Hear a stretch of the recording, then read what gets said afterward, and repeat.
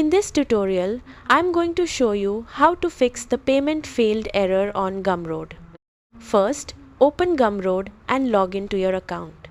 If you are a buyer and your payment keeps failing, the first thing you should check is your card information.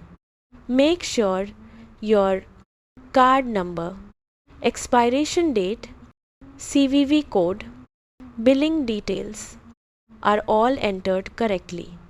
Next, check your available balance to make sure you have enough funds for the purchase.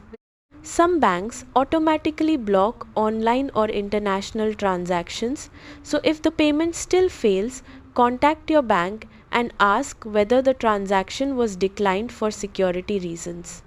You can also try another payment method such as a different debit card, credit card, or supported payment option.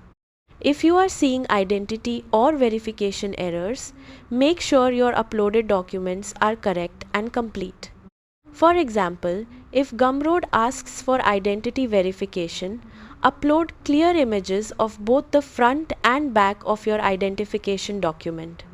Incomplete or blurry documents can cause verification failures that block payments. If you are a seller, go to the settings section and open payments to verify that your payout information is correctly connected and updated. You should also make sure your account verification and tax information are fully completed. Sometimes browser extensions, VPNs, or security tools can interfere with checkout. So try refreshing the page, using incognito mode, switching browsers, disabling VPNs temporarily. In most cases, payment failed errors are related to banking restrictions, incorrect payment information, or verification problems. Once those are corrected, payments usually work normally again.